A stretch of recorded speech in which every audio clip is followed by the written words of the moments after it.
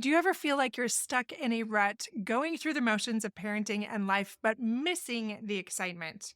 Well, today we're exploring the game changing difference between obsession and passion and how to cultivate the right kind of passion that can transform your family life. Learn the secrets of deliberate play, flow states, and how to unlock your hidden potential as both a parent and person.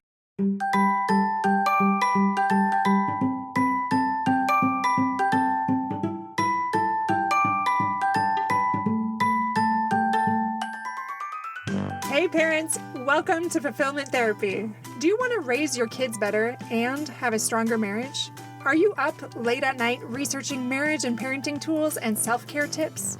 Do you start each day hoping for deeper connections and less chaos, but it ends with family arguments and going 12 different directions again? My name's Kendra, wife, mom, therapist, and growth enthusiast. It wasn't until I discovered how to fulfill my unmet needs that I was finally able to show up as my best self as a spouse and parent. I realized that by meeting my needs, I could more fully meet the needs of my family with more energy and less resentment. In this podcast, I teach parents skills like boundary setting, prioritizing personal needs, communication, and claiming ownership. Just like my clients, you'll be shocked by the improvement in your marriage, parenting, and personal life when you focus on fulfilling your important unmet needs. Ready to prioritize yourself so you can quit mentally throat punching people? Then grab those earbuds and head outside, and let's rock and talk.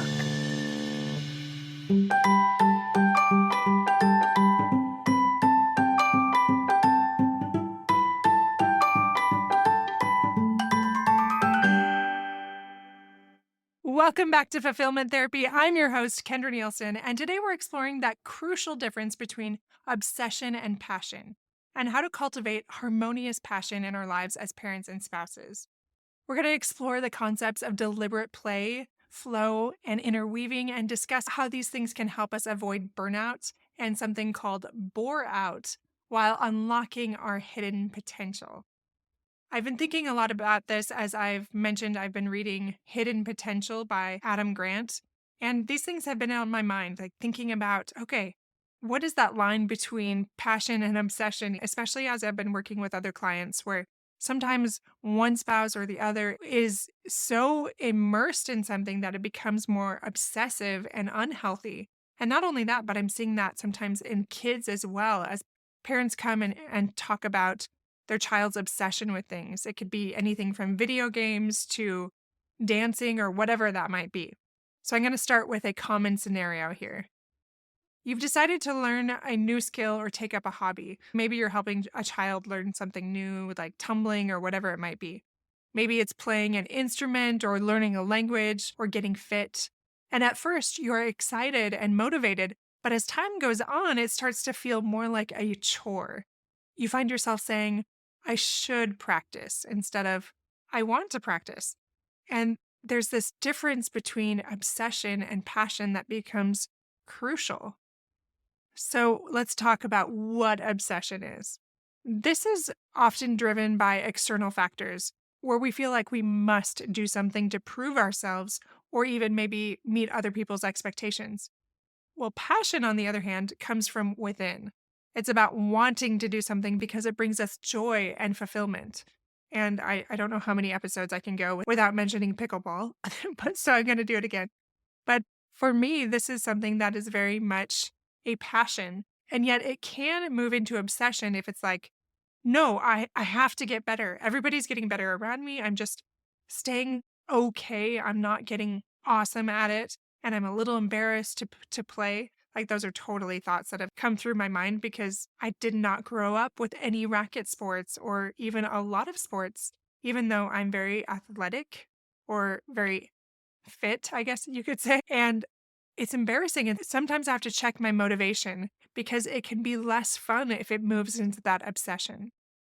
Dr. Robert Vallerand is a leading researcher on passion, and he talks about the two types of passion being obsessive and harmonious. Harmonious passion refers to a strong inclination to engage in the activity willingly with a sense of volition. Obsessive passion, in contrast, refers to an uncontrollable urge to engage in the activity. I have some people that I know that get so obsessive about it. Like this drive is not healthy, where they have to run so many miles and do race after race that is increasingly more difficult. Not because they love it, although I think it began with that. It moves into this unhealthy realm, almost punishing themselves or driving themselves so much that they can't focus on those things that are under the surface that are causing that anxiety or that dread or that depression. It's almost an avoidance. Even in parenting, we sometimes feel like we have to be the perfect parent, always available, always productive. But this can lead to burnout and resentment. Instead, we can cultivate that harmonious passion that he talked about and find activities that energize and fulfill us, that we're excited to engage in. And I know a lot of you parents out there are probably thinking, when would I have time for that? I don't have time for that. Well, I encourage you to challenge that thought because it's not accurate as much as you think it is. And when I work through this with my clients every time, we recognize ways where we can shift that and instead make other things a priority and realign their lives to have a more healthy balance. Now, this is the concept of where deliberate play comes in. I love this concept that Adam Grant talks about. And this involves structuring activities to be both challenging and enjoyable. So it's about finding ways to make practice fun and engaging rather than this monotonous grind. And I know as parents, we experience that on one level or another with trying to get kids to practice piano or drums or whatever that might be. So in this book, he talks about this study of basketball players. And these sports psychologists compared these two groups. So one of the groups engaged in traditional and deliberate practice. The other group used deliberate play. So playing games and things with modified rules and switching it up and just laughing a lot. And the results were surprising. It was actually the deliberate play group that showed significantly more improvement in their skills. And we can apply that same thing with our own children and in our own life. Like often we look at play as not as effective. I even do that with my workouts. Like even if I was really sweaty playing pickleball, that's not a workout. It doesn't count. It has to be something traditional where it's more mundane and you have to do this, this, and this. Well, that's just not true. As parents, we can apply how we engage with our kids. So instead of drilling those math facts them with their homework, we might create a game where math is part of the fun. And let's talk about personally here. For ourselves, we can look at ways to interject that play into our own pursuits. For example, I recently started doing VR workouts. I was going to get it for my kids, but I don't love getting technology for them. So I was like, you know what? I'm going to get it for myself. I played it at a friend's house and the workouts were awesome. I still let my kids use it, but especially for movement. I love that aspect and I never thought I would, but I use it for fun. Some of the things that I like to play, it's like Fit VR or something like that. And Les Mills Body Combat or even Beat Saber. Some of those things, they are just really fun ways to get your heart rate up, especially those boxing workouts. They're so good and so fun. I just love them. So there's that, there's pickleball, whatever it might be. And these activities feel more like play. And I can even achieve that state of flow more often when I'm taking those times to have more play in my life. Now, you may not remember what flow is if you haven't tuned in as long, but it's something that I talk about on and off. It's by a psychologist with a really hard name that I'm not even going to try to pronounce. You should check it out sometime. But it's the state of complete absorption in an activity where we lose sense of time and we let go of other things like self-consciousness. It's often described as being in the zone. So flow happens when we're engaged in activities that are challenging but not overwhelming and that we find intrinsically rewarding. You're probably thinking of something right now like, oh, yeah, I lose track of time when I do that. I feel so good when I come out of it like, wow, that was so much fun. And it's not even necessarily always fun. Like, I love to write and research and come up with things that will help my audience. And as I come out of that, it was work, and yet it felt really rewarding and enjoyable. When we incorporate that deliberate play into our lives, we're more likely to experience flow which not only makes activities more enjoyable, but also helps us learn and improve more quickly. Now, I want to talk about the term bore out. When I read this in the book, I was like, oh, that is such a great word. Bore out is a state of chronic boredom and a lack of challenge, which can be just as detrimental to our well being as burnout. And this can be particularly relevant for stay at home parents or even those with really repetitive jobs, because, yeah, it can be that chronic boredom, that lack of challenge. And then these clients come in to me and say, I'm depressed, I'm anxious. But as we explore it, we realize this sounds more like a case of bore out, that chronic boredom, that lack of challenge. And it just feels like you're lost a little bit. Dr. Philippe Rothen coined that term bore out. And he said, bore out is a growing phenomenon. It occurs when an employee is unmotivated by their tasks and has lost all enthusiasm for their work. My friends, I would say this happens so much more than just a work setting. I feel like so much of us are feeling so bored in many areas of our lives.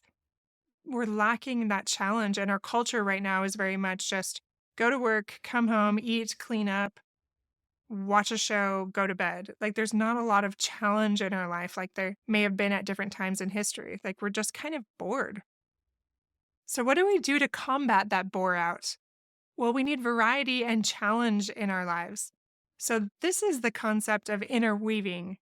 Interweaving involves the mixing up different types of activities or challenges instead of just repeating the same thing over and over. And this enhances our learning and our retention. So, for parents, that might mean alternating between different types of activities with our kids, maybe physical play, creative projects, learning activities. And for ourselves, it could involve combining different interests or skills in these new, interesting ways. So, I want to share a quick story from Adam Grant's book that illustrates this point. He talks about this deaf musician who was struggling at her music school. It was such a challenge for her to get in, but she did eventually get into one of them. And she was looking at her peers all practicing obsessively, and that's not how she learned or how she did it. But then she felt like, okay, maybe I need to fit that mold and do what good musicians should do. So it was very much this belief like, oh, I guess I have to fit into that mold. But all that rigid practice was stifling her creativity and her passion that initially brought her there in the first place. And it wasn't until she reevaluated and took a break and allowed herself to play and experiment in the way that she was before that she rediscovered her love for music and was able to cultivate this unique style that was so different than her peers because she was willing to look at it differently and approach it differently and practice more of that interweaving and acknowledging that bore out that was happening. So, this echoes the habits of many great creators throughout history. Like, did you know that Beethoven used to take walks almost as long as his work periods throughout the day? And that helped him succeed in ways that his peers did not succeed. These breaks were not wasted time, but they were crucial breaks that deepened his creativity, and we can do the same. Research shows that those who take those regular breaks can deepen their learning by 10 to 30%. I love what Adam Grant said in his book. He said, rest is a supply of fuel. We take regular breaks to maintain energy and avoid burnout. Relaxing isn't a waste of time. It's an investment in well-being. Breaks aren't a distraction. They're a chance to reset attention and incubate those ideas. Play isn't a frivolous activity. It's a source of joy. And I know that's so different than how we were probably raised, thinking of play and all of these things as frivolous and unnecessary and a waste of time. But studies show that is not the case. So, this is important for us as parents and spouses. We often feel guilty taking time for ourselves or for playing or for relaxing, doing things like pickleball or VR workouts or that art class. But without this time, we risk burning out or losing touch with our passions. And like I mentioned before, in my own life, I found that incorporating that play through maybe group exercise classes or non traditional things like VR workouts. Oh, the other one that I do is called Fit XR. So check that out if you have VR. that's really rekindled my enthusiasm for exercise when I was starting to get that boreout. So it doesn't feel as much like a chore anymore every time I mix it up. And I do that regularly. So I'm excited to exercise again. Whereas if I just did the same thing every time, I would eventually experience boreout. So to wrap it up, here are a few key takeaways from today. Cultivate that harmonious passion by finding activities that energize and fulfill you rather than feeling obligated to do them. Incorporate that deliberate play into your life and into your parenting to make learning and growth more enjoyable and effective. Take regular breaks and allow time for play. And it's not just for kids, my friends. It is so important for creativity and well being. And then mix up with interweaving to keep things fresh and to enhance your learning. So that's moving from one thing to the next, like that deaf student that I was talking about. She would move from one instrument to the next, and just mix it up so it was fun for her. Remember, without enjoyment, our potential stays hidden. When we bring play into our lives and that passion, we become happier and more fulfilled. And we can model this for our kids and help them develop that lifelong love of learning and of growth. Feel free to share this with others that you think would benefit, and don't forget to check out our wellness courses as well as our courses that will help you start your own podcast and your own online business and become the leader you were meant to become. If that is something that's interesting to you, go ahead and check it out on our website, and you can see all of our courses there. They are affordable. We've put our heart and soul into them. I delivered 10 times what I have personally been given in courses, and I know they will help you. And it is such a simple way to take your life to the next level. Until next time, my friends, I am Kendra Nielsen, encouraging you to find your play, your passion, and your flow. Take care, and I'll see you soon.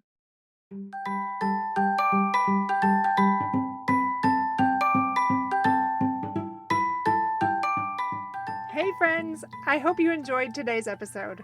If you did, chances are someone else would too. Would you take 30 seconds to share this with a friend who's looking for greater family fulfillment? And while you're sharing, tell me what you think about the show by leaving a review on Apple Podcasts. It refuels me when I hear this podcast is helping you. No matter what your house or your hair looks like, I'll meet you back here every Monday and Thursday morning for more episodes. Until then.